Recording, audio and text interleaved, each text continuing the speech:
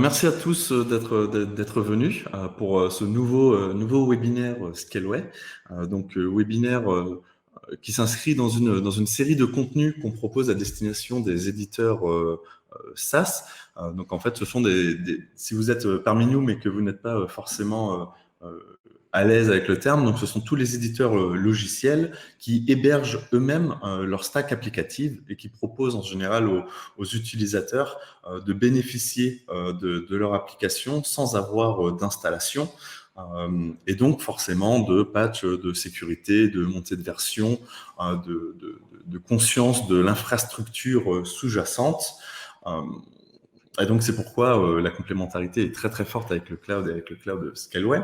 Et aujourd'hui, on va prendre un point de vue un peu différent, puisqu'on va parler d'intelligence artificielle et puis notamment de voir quelques cas concrets qui vont vous permettre d'optimiser à la fois votre productivité et vos coûts, les deux étant forcément intimement liés. Donc, comme l'a introduit Mélodie, donc je suis donc Kevin Messi, Product Marketing Manager chez Scaleway. Mon travail est le même que le vôtre, le même que celui des éditeurs SaaS. Je m'assure que nos produits soient suffisamment mis en valeur et qu'on communique assez sur toutes les fonctionnalités de nos services, de manière à ce que nos utilisateurs puissent en tirer le plein profit. Donc, je vais être avec vous pendant 10 minutes, le temps de faire l'introduction entre l'IA et les éditeurs SaaS, problématiser un petit peu la question. Fabien prendra ensuite la partie technique pour rentrer plus dans le vif du sujet. Et, je suis persuadé que ça vous intéressera. Ce webinaire étant sous le haut patronage d'Olga, donc Olga qui est sur la team, dans la team intelligence artificielle et qui rédige notamment de très nombreux articles de blog à très forte valeur ajoutée. Donc je vous encourage à vous précipiter sur le blog une fois ce webinaire terminé. Donc, je n'échappe pas à la rapide présentation de Scaleway. Donc, Scaleway a la double particularité d'être à la fois un cloud souverain, un leader européen, mais tout en n'oubliant pas l'international, puisque nous sommes dans le top 10 des cloud providers mondiaux. Et c'est important parce qu'en tant qu'éditeur SaaS, le choix de la localisation et le traitement des données, de vos données et des données de vos utilisateurs, sont clés et c'est quelque chose de très important pour de nombreux utilisateurs. Donc aujourd'hui, nous sommes dans les bureaux de Lille, nous sommes plus de 250 collaborateurs et nous recrutons. Donc si jamais vous voulez faire un petit tour sur les postes qui sont ouverts, n'hésitez pas à nous retrouver. Donc aujourd'hui, si on arrive à être dans le top 10 des cloud providers mondiaux, c'est parce qu'on est une division, la division cloud d'Iliad. Donc nous sommes les petits frères de Free. Et donc forcément, vous comprenez bien que la performance de l'infrastructure informatique est au cœur de notre expertise et c'est cette expertise que nous vous proposons de bénéficier. Donc aujourd'hui, on s'articule sur 3 marques Scaleway, donc Scaleway Data Center, Scaleway DDBox et Scaleway Elements. Donc la partie cloud public qui nous intéresse aujourd'hui. On propose maintenant un peu plus on va dire une trentaine de services qui sont autant de briques qui vont vous permettre de construire les killer features de vos applications SaaS qui feront la différence en fait aujourd'hui face à vos concurrents. Et parmi ces petites briques, donc on retrouve évidemment les instances GPU qui sont au cœur des scénarios d'intelligence artificielle et de machine learning. Donc on est très fiers de proposer des NVIDIA Tesla P100 qui sont connus et reconnus mondialement pour leur performance. Et on les propose au prix le plus intéressant au monde pour un cloud provider, puisqu'on est à 1 euro de l'heure pour les GPU, capé à 500 euros par mois. C'est-à-dire qu'au bout de la 500e heure consécutive, on ne facture plus les heures supplémentaires. Donc ça fait que vos instances chez Scaleway sont gratuites à partir du 20 de chaque mois. Donc, assez de présentation commerciale, on va rentrer dans le vif du sujet. Aujourd'hui, l'intelligence artificielle est un terme qui peut sembler galvaudé et qui peut faire peur. Pourtant, dans le cas particulier d'éditeurs de logiciels SaaS, euh, l'IA, il y a de très nombreux scénarios extrêmement concrets qui permettent à l'IA d'être une force. Ça passe notamment par l'automatisation. Je m'explique. Une fois que les coûts fixes du développement du logiciel sont engagés, chaque utilisateur supplémentaire d'un SaaS diminue mécaniquement le coût par utilisateur de cette solution. On comprend donc pourquoi les éditeurs SaaS sont un impératif de scalabilité et donc d'automatisation, puisque le but étant que la grande majorité des utilisateurs puissent faire leur vie jusqu'à la facturation sans nécessité d'intervention humaine au cas par cas. Et donc face à cet impératif, cette contrainte, on retrouve une chance. La chance qu'ont les éditeurs SaaS, c'est que comme ils hébergent eux-mêmes la stack applicative, ils ont la possibilité en temps réel d'avoir accès à un très très grand nombre de données qui peuvent être diverses et variées, mais on peut savoir par exemple quel utilisateur clique sur tel bouton, va sur telle page, utilise tel scénario, telle fonctionnalité. Et donc toutes ces données, il faut savoir, il faut pouvoir en faire quelque chose. C'est à ce niveau-là que s'intercale le machine learning et qui va traiter toutes ces données pour les mettre au service de la scalabilité et de l'automatisation. Ça peut passer, par exemple, par des moteurs de prédiction, des modèles de classification, voire même des simulations pour se projeter, par exemple, sur des ventes ou des chiffres d'affaires. Donc ça peut paraître encore un petit peu abstrait, c'est pourquoi on a fait l'exercice de partir d'impératifs qu'ont les éditeurs de logiciels SaaS, le problème qu'ils rencontrent et en quoi l'intelligence artificielle peut y répondre. Donc le premier point, on l'a évoqué, c'est que les éditeurs SaaS ont un besoin permanent de recruter des nouveaux utilisateurs et pour cela, il y a un besoin d'optimisation des contenus. Le problème, c'est que les clients consomment en libre service et que il est possible que des personnes qui souscrivent à des services SaaS en ligne soient clients depuis 1 an, 2 ans, 3 ans, sans que l'entreprise n'ait eu de contact direct avec eux. Et donc, c'est très dur de connaître ces clients et de savoir comment les adresser. Euh, donc, on a plusieurs exemples où l'intelligence artificielle ou le machine learning peuvent entrer en jeu. J'ai retenu par exemple la construction de personas. Donc, les personas, c'est un concept marketing qui permet de sous-classer ces différents chalands ou utilisateurs en des personnes qui sont incarnées, on va dire, par des personnages fictifs. Et donc, admettons que je sois un éditeur de logiciels SaaS qui propose un outil de comptabilité. Euh, eh bien, je vais pouvoir me reposer sur un vaste bassin de données euh, que sont les réseaux sociaux. Donc, typiquement, je peux partir du principe que je consolide, j'extrais tous les tweets de personnes qui utilisent le hashtag comptabilité. Et à partir de ces grands volumes de données, je peux en tirer des conclusions.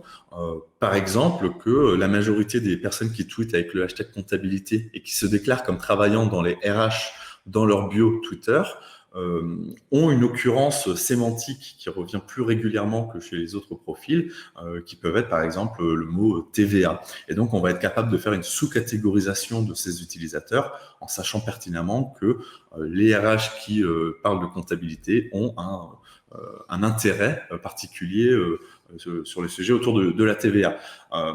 Forcément, ça vous permettra ensuite de mettre cet argument ou la manière dont vous traitez l'exemple de la TVA en avant sur votre home page. Et donc, vous pourrez ainsi éventuellement augmenter votre taux de transformation. Donc, Colline va poster un petit lien dans le chat. En fait, on a essayé également pour chacun de ces cas d'usage de vous proposer des solutions open source qu'on retrouve sur GitHub et qui vous permettront en très peu de temps de les amener, de les installer sur les GPU Scaleway et puis de faire vous-même vos tests en profitant de la facturation à l'heure. Donc le deuxième point ce qu'on pourrait retenir, c'est le besoin de se rapprocher de vos clients. Effectivement, comme je vous ai dit, les éditeurs SaaS en général proposent des services, sont en libre service, et donc on a souvent, logiquement, je vous souhaite d'avoir de très nombreux clients et forcément un nombre de personnes au support relativement réduit. Le cas d'usage le plus traditionnel, on va dire, ce sont les chatbots. Alors les chatbots, pour les plus anciens d'entre nous, c'est quelque chose qui n'est pas forcément nouveau. Il y a plusieurs façons de faire des chatbots. On peut donner des arbres décisionnaires à choix multiples. C'est un petit peu comme on tapait 1 ou 2 ou 3 sur notre téléphone il y a pas si longtemps que ça. Ou alors avec de la reconnaissance de voix, ça donne toujours des moments un peu particuliers où forcément on s'énerve face au message automatique téléphone qui reconnaît pas la voix. Ou alors on peut vraiment faire quelque chose de plus abouti. On peut utiliser de l'IA avec des fonctionnalités de reconnaissance sémantique, de reconnaissance de voix, qui peuvent répondre par de la voix voice to text to voice. Donc il y a vraiment tout un tas de scénarios qui sont vraiment pertinents et intéressants. Donc là, encore une fois, on peut vous poster, on vous propose un lien GitHub d'un outil open source qui peut vous permettre de vous entraîner un petit peu sur le scénario et en gros, vous pouvez mettre en relation via ce chatbot toute la base de connaissances de votre entreprise, par exemple les articles de blog, la FAQ, un document interne, au service de vos clients, et ça peut vous épargner potentiellement de multiplier les personnes qui vont faire du support de niveau 1, c'est-à-dire à très faible valeur ajoutée. Le troisième exemple sur lequel je vais un peu m'attarder, c'est la diminution du churn. Donc, je pense que tous les éditeurs de logiciels en SaaS sont sensibles à la question du churn. En gros, pour avoir cette fameuse croissance qui est nécessaire au SaaS, il faut s'assurer à tout moment qu'il y a davantage de clients qui s'inscrivent que de clients qui quittent votre service mécaniquement. C'est ce qu'on appelle le churn. Et donc, pour diminuer le churn, la meilleure façon, c'est encore d'identifier les clients mécontents et puis d'essayer de les retenir avant qu'il ne soit trop tard. Là aussi, le machine learning ou l'intelligence artificielle peuvent venir au secours de votre churn en se basant sur de l'analyse comportementale, c'est-à-dire tel utilisateur qui répond à tout un ensemble de critères qui ne sont pas forcément rentrés par vos soins. C'est là où l'IA ou le machine learning peut être intéressant.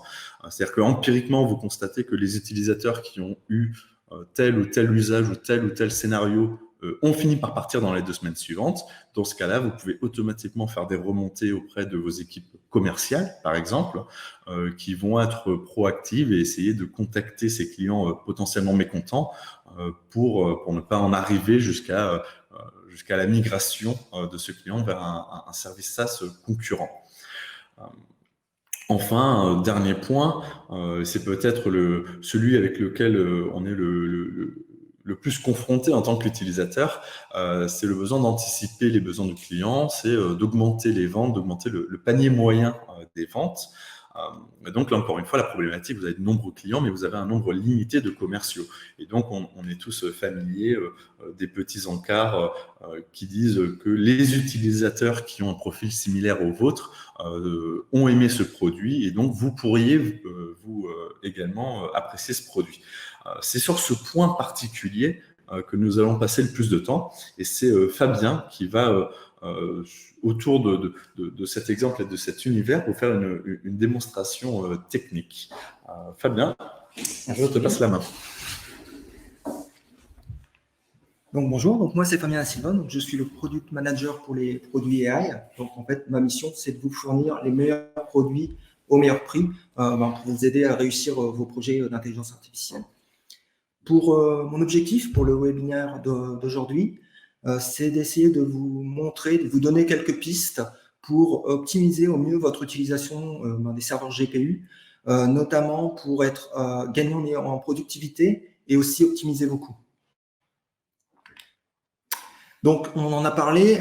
Au catalogue, aujourd'hui, nous avons un seul produit qui s'appelle la Render S, donc qui est un serveur avec un GPU NVIDIA P100. Donc, le P100 est très intéressant parce qu'il offre finalement le meilleur ratio prix-performance pour, en tout cas, la gamme de GPU pour les entreprises. Donc, voilà. D'ailleurs, des nouveautés vont arriver. Je ne vais pas en dire plus. Colline va normalement poster un petit sondage. N'hésitez pas aussi à nous faire remonter vos attentes en termes de GPU. C'est toujours intéressant. Et donc, comment tirer une meilleure partie des instances GPU? Déjà, il faut savoir que les instances, lorsqu'on vous les donne, il y a déjà un environnement qu'on donne, un environnement de développement Python, qui est déjà configuré. Dans quelques jours, quelques semaines, tout au plus, une nouvelle version, une mise à jour va être poussée pour notamment fournir les dernières versions des frameworks de deep learning. L'autre façon d'utiliser ces images, c'est de lancer des images Docker, donc avec toutes les images publiques disponibles sur Internet. Et donc, normalement, avec ces instances, dès que vous l'avez démarré, vous êtes en capacité de les utiliser. Souvent aussi, lorsqu'on parle de GPU, on fait l'amalgame, on pense que c'est uniquement pour du deep learning. Mais en fait, on peut aussi faire du machine learning, de l'analytics, en les accélérant avec les GPU. J'ai pris l'exemple de deux produits que je trouve assez intéressants. Donc, il y a NVIDIA Rapids et Spark 3.0. Donc, NVIDIA Rapids, c'est fourni par NVIDIA, c'est un open source. Et sur le schéma ici, on a un peu les workflows classiques de data science avec des serveurs classiques CPU, où on a les trois grandes phases, la préparation des données, l'entraînement de modèles, la visualisation. Et pour réaliser ces tâches, les data scientists ont dans leur boîte à outils des frameworks de développement comme Pandas, qui permet de faire la partie analytique, la partie préparation des données, Scikit-learn, qui permet d'entraîner des modèles de machine learning. Ils peuvent aussi utiliser des frameworks plutôt réservés à du deep learning et en les faisant tourner sur du CPU. Là, attention à la performance et la puissance de calcul, il faut que ça soit en adéquation. Donc voilà. Et Rapids, en fait, ça vous permet finalement de changer ces outils par des outils similaires, mais qui s'exécutent sur du GPU. Et donc, qui vont s'exécuter plus rapidement. Et NVIDIA a fait ça en essayant de préserver les signatures des API. Donc, en fait, les data scientists vont rester en territoire connu. S'ils ont l'habitude d'utiliser Pandas, ça va s'utiliser à peu près de la même façon pour utiliser QDF, qui est l'équivalent de Pandas, par exemple. Même chose pour QML, pour Scikit-learn, etc. Et donc, l'avantage de tourner sur GPU, c'est que les exécutions vont être plus rapides. Exécution plus rapide voudra dire qu'on va pouvoir itérer beaucoup plus rapidement sur la boucle. Je prépare des données, j'entraîne des modèles, je visualise et éventuellement, je rajoute plus de données, je change la préparation des données et j'entraîne différemment mon modèle. Plus on va itérer vite, plus on va aboutir à un modèle performant rapidement. Et donc, on aura au global pour les projets des meilleurs time to market et des meilleurs ROI, vu que les deux étant liés. Les produits NVIDIA Rapids, on peut les utiliser conjointement aussi avec Dask. Et en fait, suivant comment on mélange ces deux produits, ça vous permet en fait de scaler votre on va dire, environnement et donc de pouvoir itérer plus vite. Vous pouvez donc c'est en bas à gauche dans le schéma, utiliser les outils de data science classiques sur CPU. En passant à Rapids, il y a du scaling vertical, si je peux dire. Donc vous allez accélérer vos traitements. Tout en restant sur CPU, si vous utilisez Dask, vous pourriez paralléliser des tâches sur plusieurs serveurs, sur plusieurs CPU, et donc aussi gagner en temps. Et rien n'empêche finalement de cumuler les deux, c'est-à-dire d'utiliser Rapids et Dask en même temps, où là, du coup, on peut paralléliser les traitements sur plusieurs GPU, plusieurs serveurs de plusieurs GPU, par exemple. Colline va vous poster un lien d'une vidéo de la dernière grande messe NVIDIA, la GTC, où il y a une démo assez intéressante qui montre l'usage de Dask et de Rapids, si le use case vous intéresse. Autre nouveauté qui a été annoncée à la grande messe NVIDIA, c'est Spark 3.0. Donc Spark, c'est un framework beaucoup utilisé dans le big data, qui permet notamment de faire de la data préparation et aussi d'entraîner quelques modèles de machine learning avec des librairies annexes. Donc voilà, c'est un peu l'outil par défaut de la data science, très à la mode. Et quand on veut faire du deep learning, en général, ça veut dire qu'en fait, avec Spark, on processe plein de serveurs qui contiennent des données. on extrait des data préparées dans un stockage qu'on peut alors utiliser avec du deep learning comme TensorFlow ou PyTorch. Spark 3.0, en fait, va permettre de fusionner ces deux approches, puisque à la fois Spark et à la fois ce qu'on fait avec du deep learning va pouvoir tourner sur les mêmes GPU, les mêmes serveurs. Donc, on uniformise l'environnement, et donc on est gagnant aussi à la fois en travail, en temps de traitement et en temps d'exécution. Et surtout, on n'a qu'une seule et même architecture à maintenir.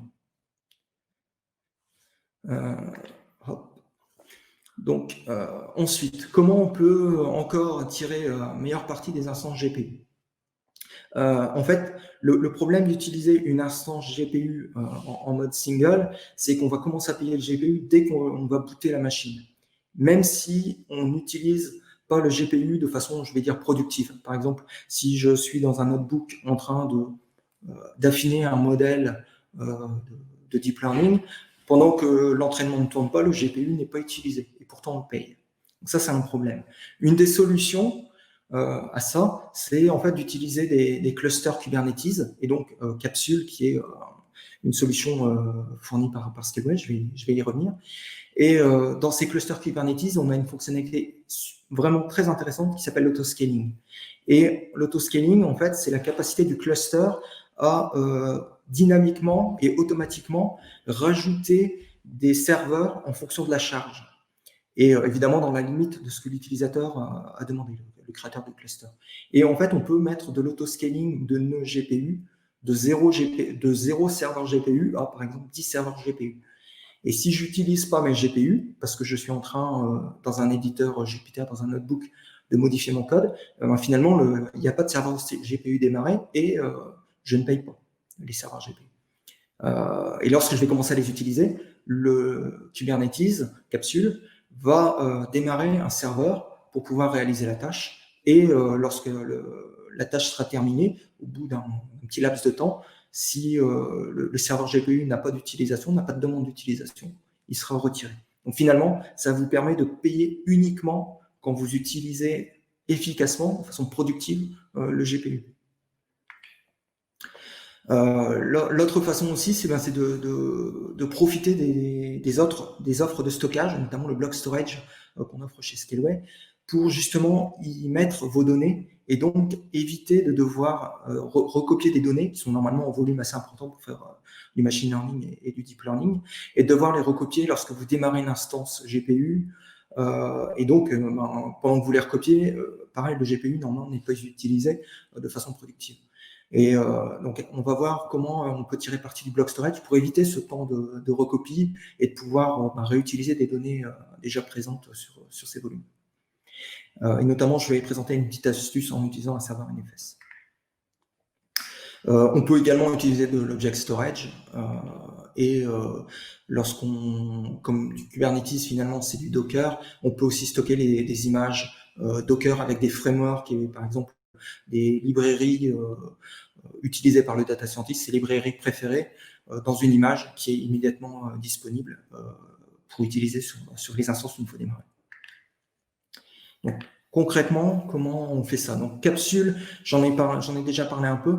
Un gros avantage de Capsule, donc, c'est que c'est un Kubernetes managé. Ça veut dire que vous n'avez pas à installer et à gérer le cluster. Et encore mieux, les nœuds qui servent à l'administration du cluster sont gratuits. Vous ne les payez pas. Vous payez uniquement les nœuds CPU et les nœuds GPU qui vont faire tourner vos applications et les plateformes de machine learning que vous utilisez.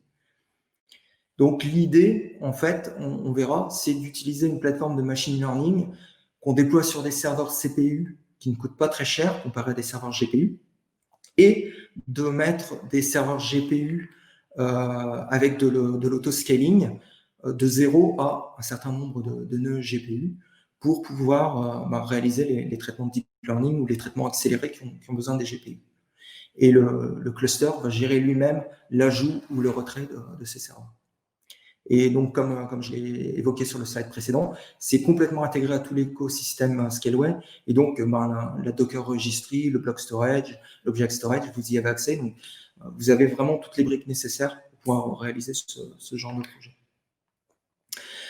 Aussi, lorsqu'on parle de projets d'intelligence artificielle et de machine learning ou de deep learning, souvent, en fait, on se focalise très vite sur la partie machine learning, le code du machine learning. Et en fait, dans un projet, c'est une toute petite partie des tâches qui sont à réaliser. Et en fait, il y a des choses beaucoup plus compliquées comme configurer l'environnement, collecter les données, les nettoyer, vérifier que les données ne changent pas dans le temps, parce que ça va changer, ça va avoir des impacts sur les modèles, sur les résultats des prédictions, par exemple.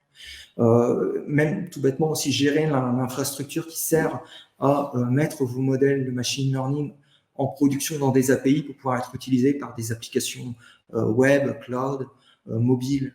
Tout ça, c'est une complexité. En fait, dans les projets de machine learning, big data, deep learning qui échouent, quand on échoue, c'est où on n'a pas assez de données, où on n'a pas réussi à gérer l'ensemble de ces tâches nécessaires pour réaliser un projet d'IA. Aussi, si on prend le cas du développement classique dans l'IT, ce qui est très à la mode et très courant maintenant, c'est le DevOps. En data science, c'est pas suffisant. Oui, on écrit du code dans lequel toutes les règles du DevOps s'appliquent, mais en data science, un modèle n'est aussi bon que si les données qui ont servi à son entraînement sont des bonnes données.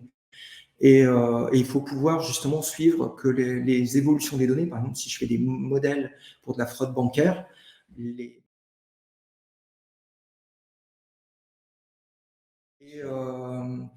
en fait, du coup, si les données changent, le modèle va devoir changer, s'adapter. Il faut pouvoir détecter que les données changent. Et en fait, Google a inventé ce concept de MLOps, qui est finalement du DevOps pour de la data science. Et les outils que je vais vous présenter, en fait, découlent de ce besoin. Et donc, voilà, s'il y a quelque chose à retenir, c'est construire, déployer en production des applications de data science. Voilà, c'est difficile et coûteux, souvent par un manque d'outillage qui couvre en fait toute la chaîne des tâches à effectuer de bout en bout, c'est-à-dire du développement jusqu'à la mise en production. Donc, quelle solution pour ça? En fait, c'est des plateformes, ce qu'on appelle les plateformes de machine learning. Donc aujourd'hui, moi, je vais vous parler de Kubeflow, qui est une plateforme qui tourne sur Kubernetes, qui est open source, et qui vous permet de développer, déployer, gérer, scaler la taille de votre cluster à votre besoin, et ça va couvrir toute la chaîne, tout le cycle de développement d'un projet de data science, de sa production à sa mise en production. Ce qui est important aussi d'avoir en tête, c'est que Kubeflow, ce n'est pas uniquement réservé à du deep learning, c'est aussi du machine learning. En fait, Kubeflow, ça utilise pour fonctionner des containers Docker qui vont exécuter du code Python. Et du coup, c'est totalement agnostique des frameworks que vous utilisez. Vous pouvez utiliser des frameworks de deep learning, TensorFlow, PyTorch. Vous pouvez utiliser Rapids, mais vous pouvez utiliser Scikit-learn. Tout ce qui tourne sur Python, toutes les librairies connues ou moins connues, ou celles que vous avez écrites, du moment que c'est du Python et que ça peut tourner dans du Docker, vous pouvez l'utiliser. Et donc, l'outil aussi fournit les outils usuels bien connus des data scientists, comme par exemple des Jupyter Hub, des TensorBoard. Voilà. Ce qu'il faut aussi comprendre, on va le voir dans le slide suivant, c'est que Kubeflow est extrêmement riche en termes de modules disponibles. Et il y a des modules qui sont en cours de développement et il y aura toujours des nouveautés. Donc, ce qu'il faut savoir, c'est que Kubeflow ne vous impose pas finalement une façon de travailler. Vous utilisez les modules qui vous intéressent et vous gardez vos habitudes de travail, les frameworks avec lesquels vous êtes habitué à travailler. Donc, Kubeflow est passé en version 1.0 en début d'année, je ne sais plus s'il était en février ou en mars. Et parmi les modules disponibles, donc j'ai déjà évoqué la partie notebook qui permet là, de faire de la conception, de faire du proof of concept, de commencer à développer ces algorithmes de machine learning en bénéficiant de l'infrastructure du cluster. On peut évidemment donc entraîner des modèles, et pour ça, il y a différents composants qui permettent par exemple d'entraîner des modèles plutôt à destination de TensorFlow et TensorFlow Job, ou plutôt des modèles PyTorch, plus pour les autres langages, et avec les outils associés, donc TensorFlow Extended. TensorFlow Extended fournit des composants, par exemple, pour détecter des changements dans la distribution des données qui servent à l'entraînement des modèles et qui permettent aussi de valider les modèles entraînés par rapport à des données de référence. Voilà, tout un ensemble d'outils comme ça qui permettent de valider, d'avoir ce côté MLOps finalement, c'est-à-dire ce côté DevOps sur la partie data, puisque c'est la qualité des données qui va faire la qualité du code en sortie. TensorBoard, par exemple, pour monitorer les entraînements et voir si le modèle apprend ou pas. Un autre modèle qui est particulièrement intéressant, c'est en fait ça permet de faire de l'hybrid cloud avec un module qui s'appelle Fairing, qui est en bêta mais qui est néanmoins très fonctionnel. Et en fait ça vous permet de faire du multi-cloud et de l'exécution distante. Concrètement, ça peut vouloir dire sur votre laptop qui n'a pas de GPU particulier pour faire du deep learning, par exemple, de développer du code dans PyCharm ou dans un notebook, et juste en changeant une ligne de code, de choisir sur quelle cible, cluster, vous voulez l'exécuter. Ça peut être un mini cluster Kubernetes que vous avez avec Kubeflow chez vous on-prem, ou ça peut être un cluster dans le cloud public, chez Scaleway ou chez un autre fournisseur de cloud. Et donc ça vous offre la capacité d'écrire du code. Vous l'écrivez une fois, vous l'exécutez n'importe où. Ensuite, on a des modules pour tout ce qu'on appelle le AutoML. Donc en gros, c'est de faire un peu la data science en façon automatique. Et donc, il y a un module qui s'appelle Katib, lui aussi en bêta, qui permet de faire, par exemple, de la recherche d'hyperparamètres des modèles en machine learning. Il y a aussi un module, donc là, c'est tout récent, il est encore en alpha, mais qui permet de faire de la recherche d'architecture pour les réseaux de neurones. C'est-à-dire que ça essaye différentes combinaisons de couches pour construire l'architecture du réseau, ce que fait habituellement en fait le data scientist. Et donc, finalement, ça revient à allouer un budget de puissance de calcul, de temps de calcul, pour que l'algorithme recherche et assemble des briques jusqu'à trouver un assemblage qui donne des performances adéquates.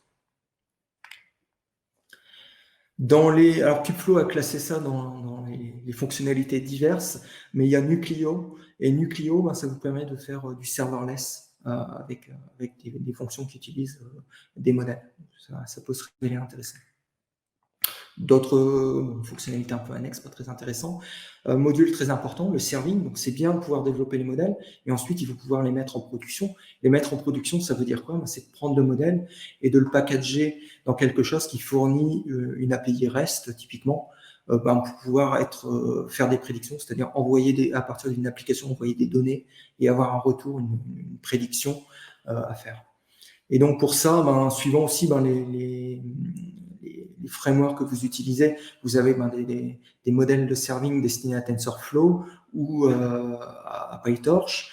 Et après, vous avez des choses un peu plus générales qui prennent des frameworks, des modèles qui viennent par exemple de scikit-learn ou qui viennent de PyTorch ou qui vont venir de TensorFlow. Donc, par exemple, on a Seldon Core qui permet de faire ça. Seldon a aussi des fonctionnalités intéressantes. Ça vous permet, par exemple, de comparer des modèles en production, de faire des tests, ce qu'on appelle les tests A/B entre deux modèles, voir si un nouveau modèle se comporte au moins aussi bien que le nouveau modèle. NVIDIA a sorti aussi récemment un nouveau modèle, une nouvelle brique qui s'appelle NVIDIA Triton. Donc, on peut l'utiliser à l'intérieur de Kubeflow, mais en fait, on peut aussi l'utiliser nativement sur du Kubernetes, et ça vous permet de faire des briques, des architectures pour servir vos modèles qui peuvent scaler, auto-scaler automatiquement, qui gèrent tout un tas de modèles, qui vous fournissent des métriques pour mesurer la latence, les temps de réponse des requêtes. Donc voilà, c'est des briques là, qui vont être intégrées très prochainement à Kubeflow, mais qu'on peut utiliser, qu'on peut installer déjà un peu manuellement sur les infrastructures Kubernetes. Experiment. En fait, Kubeflow permet de garder trace de toutes les expérimentations, de tous les essais qu'on fait pour pouvoir comparer et retrouver des essais passés. Et le dernier module sur lequel en fait on va avoir la démo, c'est Pipeline. Pipeline, on va voir, ça vous permet donc finalement de développer des composants. par exemple une brique qui s'occupe de récupérer un dataset, une brique qui s'occupe de préparer les datasets, de faire le nettoyage, une brique qui va entraîner des modèles. Vous pourriez mettre des briques qui comparent plusieurs modèles, et ensuite des briques qui envoient ça en production sur une API, si vous voulez faire la production à travers Kubeflow.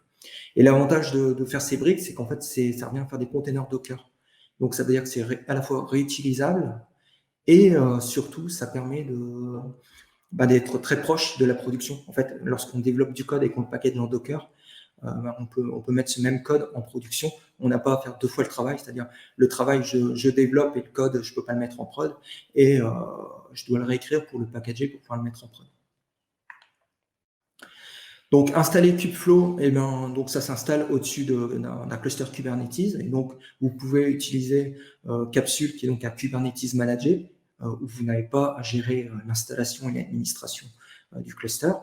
Capsule va utiliser nos instances CPU, sur lesquelles vous pouvez mettre de l'autoscaling, c'est-à-dire que vous pouvez vous faire un cluster très minimaliste, comme j'ai fait pour la démo, où j'ai mis une seule instance General Purpose, donc on appelle la GP1M, qui me coûte à peu près 160 € par mois.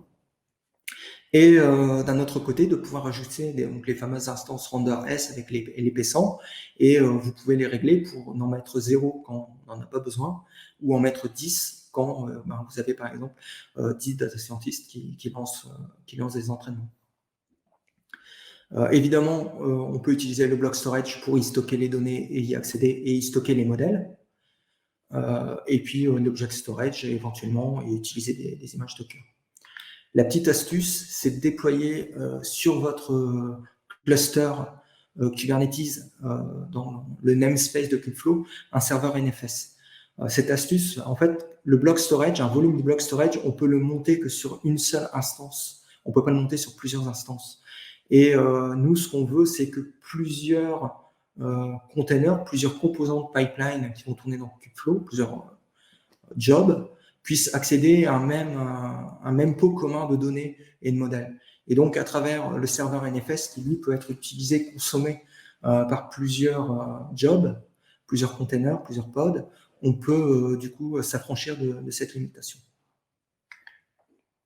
Et donc, on vous donnera tout à l'heure un lien sur un GitHub sur lequel j'ai mis le notebook d'exemple, et ainsi qu'une petite procédure qui vous permettra de faire tout ce setup. Il suffira de copier-coller les commandes. C'est assez rapide, hein, ça prend à peu près, avec les temps d'exécution, quelque chose comme 20 minutes. Voilà. Et une fois que c'est fait, il n'y a pas de souci, il n'y a plus de manipulation à faire. Donc à quoi ressemble Kubeflow Pipeline? Donc ça sert à construire finalement des workflows de data science. Donc là, c'est un peu petit, on verra après dans l'interface en vrai, avec une pipeline un peu plus fine. Mais l'idée, c'est donc d'avoir ces composants. Je donne des datasets, je prépare, j'entraîne un modèle, je peux paralléliser des entraînements de modèles. Par exemple, un modèle de machine learning, je voudrais comparer un modèle de machine deep learning. Je peux faire des workflows assez complexes avec des composants qui prennent en entrée des résultats d'autres composants qui peuvent se synchroniser ou tourner en parallèle. Et chaque composant, en fait, on peut visualiser dans l'interface éventuellement des résultats, comme par exemple la génération de statistiques, des générations de métriques sur les tâches qui ont été faites. On peut les visualiser dans l'interface. Et donc, en fait, construire une pipeline, c'est assembler des composants. Les composants, en fait, servent à réaliser une tâche de machine learning, et ces tâches vont tourner dans des containers Docker. Donc, c'est partageable. On peut les mettre dans les Docker Registry.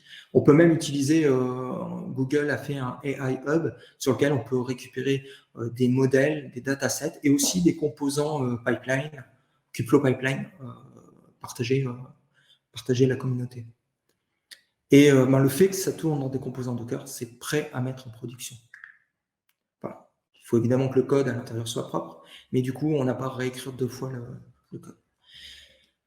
Et construire une pipeline, finalement, ça revient en fait à décrire la séquence d'exécution de ces tâches. Comment certaines tâches consomment l'output d'une autre tâche.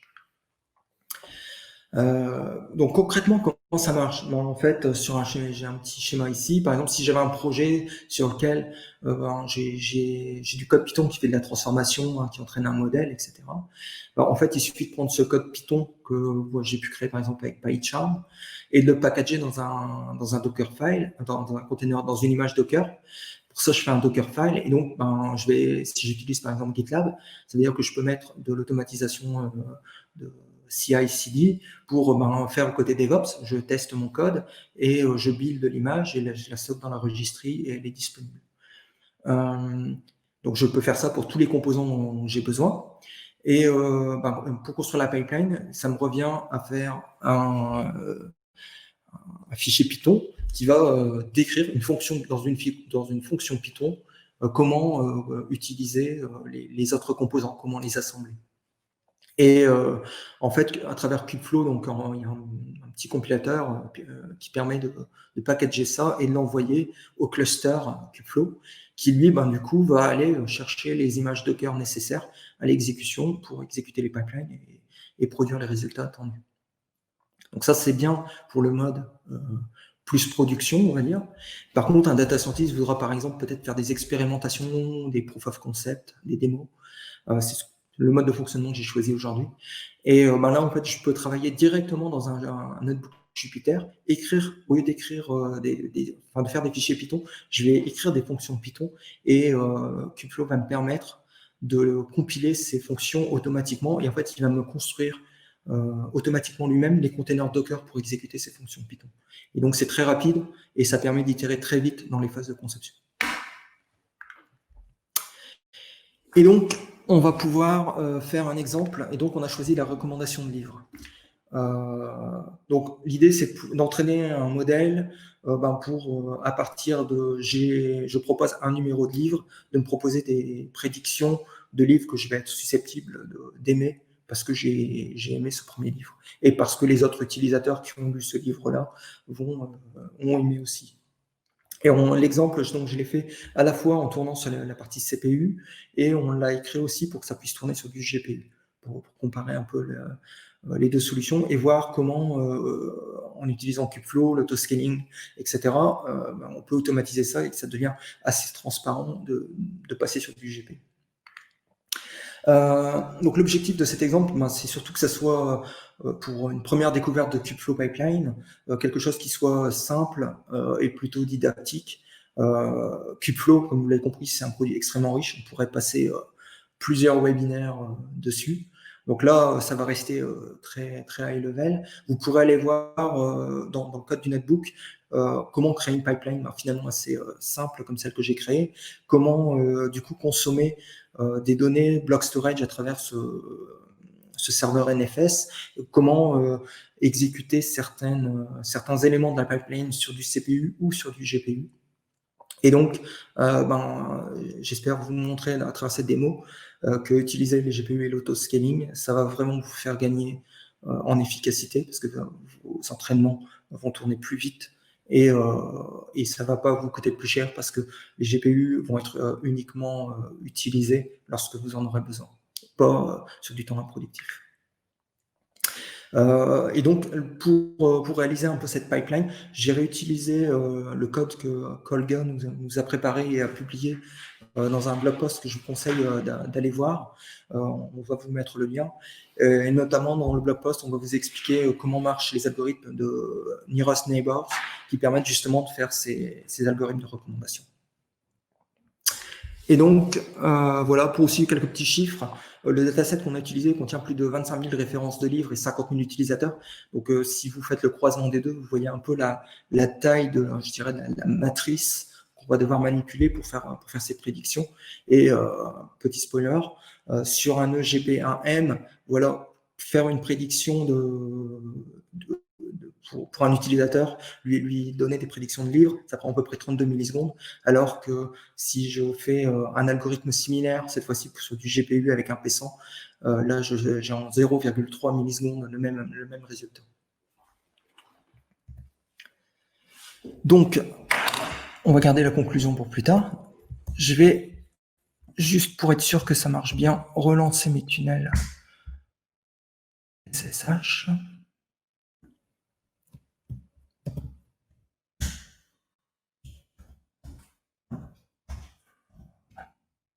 et sélectionne l'élément.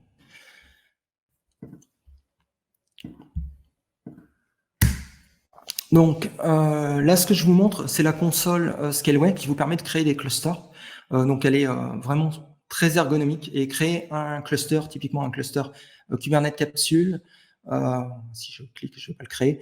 Voilà, c'est un formulaire aussi simple que donner un nom à votre cluster, choisir la version de Kubernetes, savoir combien de nœuds vous voulez mettre et si vous voulez autoriser le dimensionnement automatique du cluster et de quel type de serveur vous voulez mettre. Donc moi, j'avais mis un GPA-M, par exemple.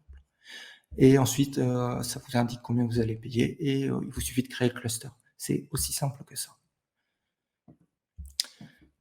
Je vais revenir sur mon cluster. Donc, moi, mon cluster actuellement contient 2 nœuds. Donc, on va voir dans le pool. Donc, j'ai le nœud principal qui fait tourner Kubeflow et qui peut prendre en charge l'exécution des traitements des tâches CPU, enfin CPU, pardon. Et il y a le nœud, enfin, ou l'ensemble de nœuds de serveurs GPU. Donc là, j'en ai démarré un.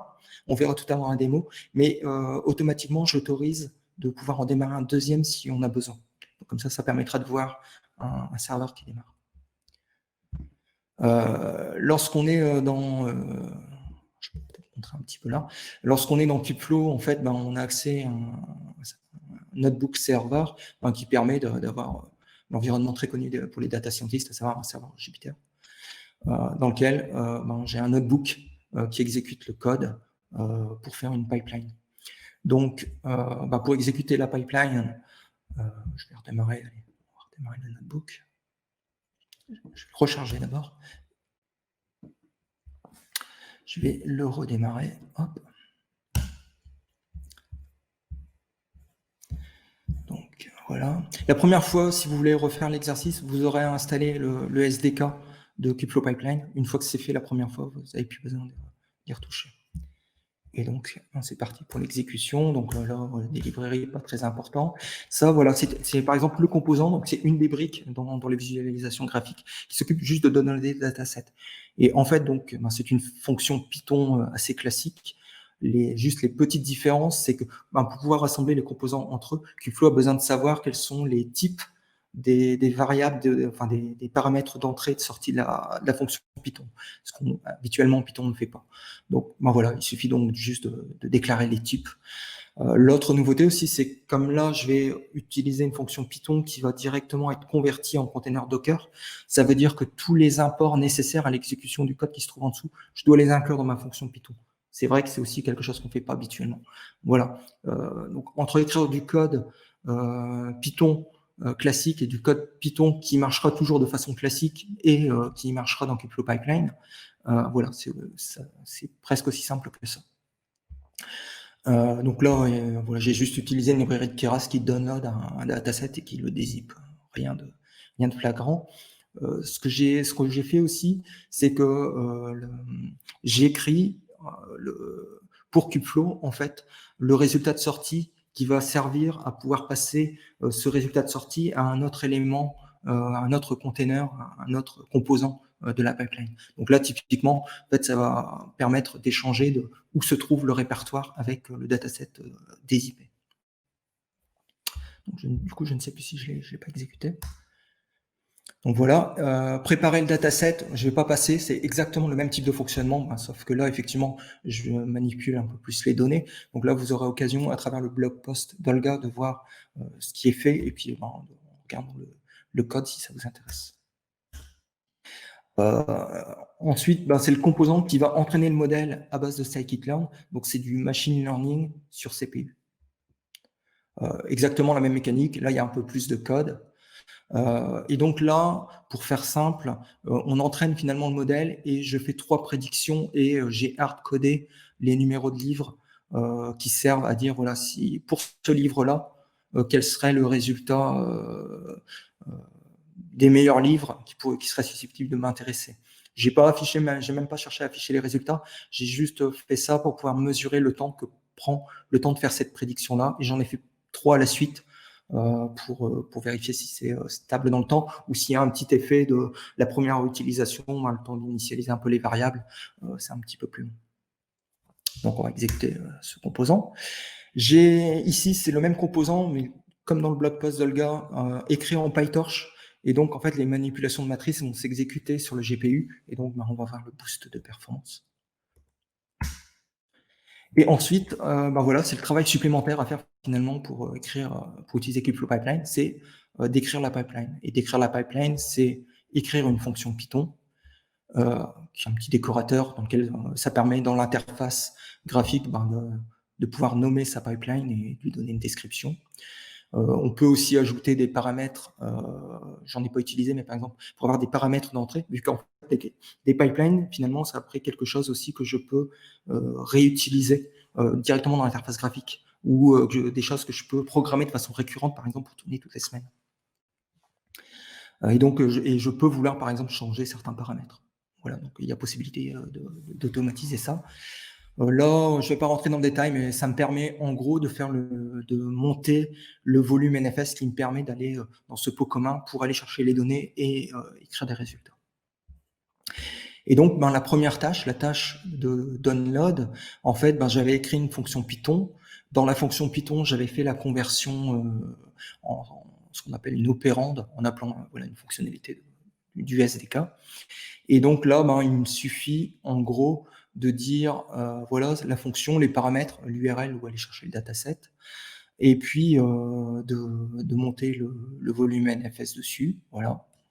La tâche de préparation, en fait, ce qu'elle va faire, elle, c'est de prendre le résultat, l'output de la tâche de download, monter les volumes NFS pour pouvoir y accéder. Troisième tâche, voilà, la version CPU, la version GPU.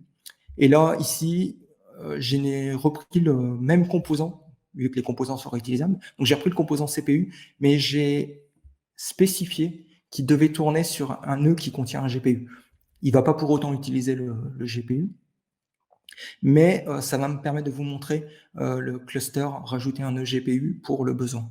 Vu que pendant que PyTorch va tourner, j'aurai un nœud GPU utilisé, et donc en demandant un deuxième, il va avoir besoin d'en rajouter un. Et donc, voilà. Une fois qu'on a défini cette fonction pipeline, il ne reste plus qu'à exécuter l'environnement. Donc, dans Kubeflow Pipeline, on parle d'expérimentation. Par exemple, l'expérimentation, c'est alors ici, je l'ai appelé test, mais l'idée, c'est de l'appeler ça, par exemple, entraînement pour les recommandations de livres. Et lorsqu'on a, ça correspond à un projet, un sujet, et à l'intérieur, on peut faire plusieurs exécutions parce que, par exemple, on peut changer certains paramètres. Par exemple, des paramètres pour le machine learning, le learning rate, par exemple. Et une fois qu'on exécute ça, j'ai un lien qui me permet directement d'aller visualiser dans Kubeflow. Et là, ici, en fait, je vous ai copié des résultats d'exécution que j'ai fait dans l'après-midi. Donc là, typiquement, sur scikit-learn, voilà. Les temps d'exécution, on est plutôt de l'ordre de 16 millisecondes, 8 millisecondes, voilà. Alors que sur du GPU, on est plutôt dans l'ordre de 0,3, 0,2 millisecondes pour faire des prédictions avec les mêmes familles d'algorithmes. Et donc, si on va voir la pipeline, donc on voit que ça a commencé. On voit d'ailleurs que la tâche de download du dataset est déjà terminée. Lorsque je clique sur les composants, alors si c'est un composant par exemple qui génère, qui fait l'entraînement et qui génère des logs TensorBoard, je pourrais les visualiser directement un composant TensorBoard que je pourrais passer en plein écran directement dessus. Je peux voir éventuellement les paramètres d'entrée et de sortie. Donc là, j'ai pas de paramètres d'entrée dans ce que j'ai codé, j'ai fait simple. Mais par contre, j'ai le résultat de sortie, donc où il a mis le dataset. Je peux voir les volumes qui sont montés, donc on voit qu'il y a mon volume NFS qui est monté disponible, et je peux voir les logs d'exécution de mon container. Voilà. Donc là, on voit ici qu'il y a il est en train de faire la préparation des données, ce qui prend un certain temps à faire. Ce qui va être intéressant, c'est de voir, une fois qu'il aura terminé cette tâche, de voir l'autoscaling, on pourra aller voir. Si je passe sur un autre dashboard pour vous montrer un petit peu aussi. Donc quand on crée des pipelines, on peut même du coup aussi en uploader, parce qu'en fait une pipeline, finalement, ça va être un fichier YAML qui contient le code exécutable, ou aller chercher les containers et la fameuse fonction pipeline. Et du coup, on peut en uploader, et c'est donc des choses où je peux, en un clic, relancer des exécutions. Donc, je pourrais aller là et recréer un run de ces exemples.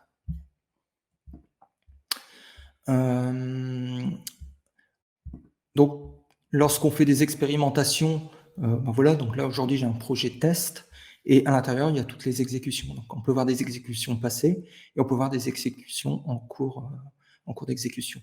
On peut inspecter un peu la pipeline. Donc là, ça me permet de voir un peu ce que Kubeflow a géré par lui-même, tous les paramètres qu'il a envoyés de façon automatique, plus les paramètres que j'aurais pu spécifier.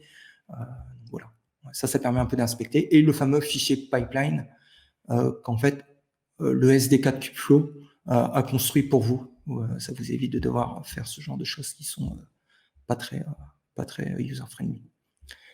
Mais c'est ce qui vous permet du coup aussi de pouvoir repartager les pipelines que vous faites. Au niveau de l'exécution, ce qu'on cherche à faire, donc avec la pipeline que j'ai décrit, c'est que j'ai downloadé le dataset, j'ai consommé le résultat pour préparer le dataset, et le dataset qui a été préparé, je le consomme à la fois dans un module qui va vouloir entraîner sur du GPU avec PyTorch, dans un module qui va tourner sur du CPU, et dans un deuxième module qui va réutiliser le code CPU, mais en le forçant en exécutant sur un GPU. Si je retourne, la data préparation devrait être finie, voilà. Donc on voit qu'il a commencé à lancer, voilà, le PyTorch il est en train de créer les containers là pour le moment. Et là on voit qu'il est gris ce nœud-là. Et en fait il nous indique qu'il n'y a pas assez de nœuds pour exécuter la tâche. Et si je retourne sur la console Scaleway et que je la rafraîchis, donc là on voit que ça clignote en bleu et on voit qu'il y a un deuxième node. Et donc là, en fait, même si je vais voir, automatiquement, le cluster est en train de démarrer un nouveau serveur RunRS pour pouvoir exécuter la tâche qui ne peut pas s'exécuter là pour le moment. Une fois qu'il aura terminé, la tâche sera terminée, s'il n'y a pas d'autres tâches qui nécessitent de GPU, ce cluster sera automatiquement retiré, comme lorsque finalement, je vais me retrouver dans l'état avant d'avoir commencé la démo. Voilà. Donc, là, on peut commencer par exemple à avoir des résultats. Le modèle sur GPU a terminé, et voilà, comme dans les chiffres annoncés, on est de l'ordre de 0,3 millisecondes. Le nœud scikit-learn, voilà, est plutôt de l'ordre de 10-20 millisecondes. Comme j'ai lancé plein d'autres tâches en parallèle, il y a eu des CPU qui ont été utilisés, donc ça a dû jouer sur la performance. Et le troisième nœud, lui, la machine est up, et donc il a commencé à aller récupérer les datasets pour pouvoir faire son traitement. Donc voilà, c'est terminé pour la démo. Et donc, si je reviens sur les slides, en synthèse, qu'est-ce qu'on a vu aujourd'hui? Eh bien que le DevOps couplé à la data science, c'est du MLOps. Ça vous permet vraiment de traiter vos projets de data science, de la conception à la production. Ça vous permet donc aussi de réconcilier un peu la coopération entre des équipes DevOps du CTO et les équipes de data science, parce qu'habituellement, on n'a pas les mêmes outils. Là, avec Kubeflow, finalement, on a l'union à la fois de Kubernetes, qui est vraiment qui facilite les choses et qui est le standard pour faire aujourd'hui des applications et des applications SaaS en production. Et d'un autre côté, ça permet aux data scientists de continuer d'utiliser tous les outils dont ils ont l'habitude et de travailler comme ils en ont l'habitude. Et donc, Capsule plus Kubeflow plus les GPU et le block storage, comme vous l'avez vu, ça vous permet d'aller plus vite. Si vous allez plus vite, vous pouvez itérer plus vite, et délivrer des projets plus vite, et donc avoir un meilleur time to market. Et en plus, ça vous a permis de mieux gérer les coûts d'utilisation de vos GPU, puisque vous les payez uniquement quand vous les utilisez, modulo le temps de démarrage et le temps de retrait du serveur pas utilisé. Le code source de la démo, on va vous mettre un lien sur le GitHub où j'ai uploadé. Normalement, on prévoit un document officiel Scaleway, un blog post, qui va vous expliquer comment setuper ce genre de cluster.